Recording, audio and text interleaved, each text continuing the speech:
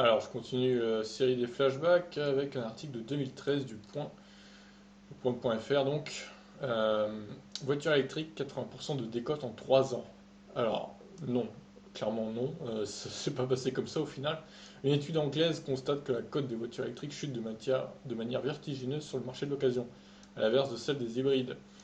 Voilà qui va faire réfléchir les clients potentiels de voitures électriques menée par la société anglaise Cap Automobile spécialisée dans la cotation de véhicules d'occasion. Une étude montre que les voitures électriques perdent beaucoup plus rapidement de leur valeur que des modèles thermiques classiques.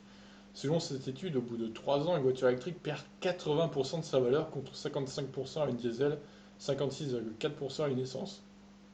Tandis que toujours, selon la même étude, les modèles qui tiennent le mieux la cote sont les hybrides, ne perdant que 54,7% de leur valeur au bout de la même durée de 3 ans.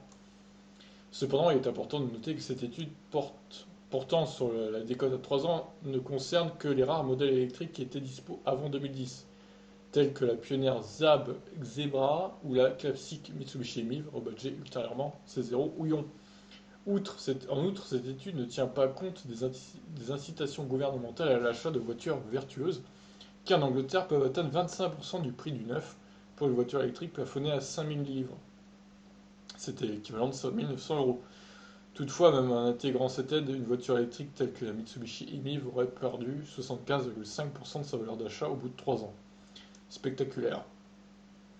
Si on transportait Si on transposait cette pente de décote en France, où une voiture électrique bénéficie d'un bonus de 27% de son prix d'achat plafonné à 6300 euros, oui, à l'époque, du coup, c'était 6300 euros, pas 6000 euros, le résultat serait une cote en chute de 74,1% du prix d'achat. Difficile à croire, mais il est vrai que les braderies des voitures électriques telles qu'en ont pratiqué Citroën pour la C0 et Peugeot pour la Ion n'ont sans doute rien fait pour la préservation de la cote des véhicules électriques sur le marché de l'occasion.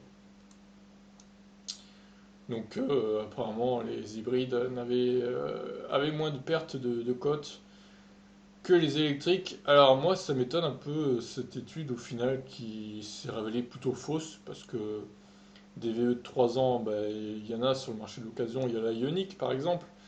Malgré qu'il y a un nouveau modèle, clairement la valeur de la voiture n'a pas perdu 80%, enfin c'est ridicule. Non, c'est beaucoup trop là, leur étude, jamais ça a chuté à ce point-là. Les Tesla, pareil, les Tesla de 2015-2016 qui sont aujourd'hui sur le bon coin, elles n'ont pas perdu 80% de leur valeur. Alors certes, malgré la grosse baisse de prix de chez Tesla, certaines ont perdu 50% à peu près, voire 55%, mais pas 80%. Non, c'est beaucoup trop. Pareil, les ions C0, clairement, elles ont pas perdu 80% de décote en 3 ans, hein.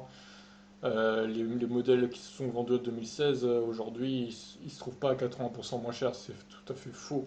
Donc cette étude, au final, on peut le dire, elle était biaisée. Je ne sais pas comment ils ont analysé leur truc, mais franchement, ça s'est pas révélé juste. Donc c'était intéressant de refaire le point là-dessus, parce qu'au final, c'était faux. Sur ce, je vous laisse réagir. Ciao.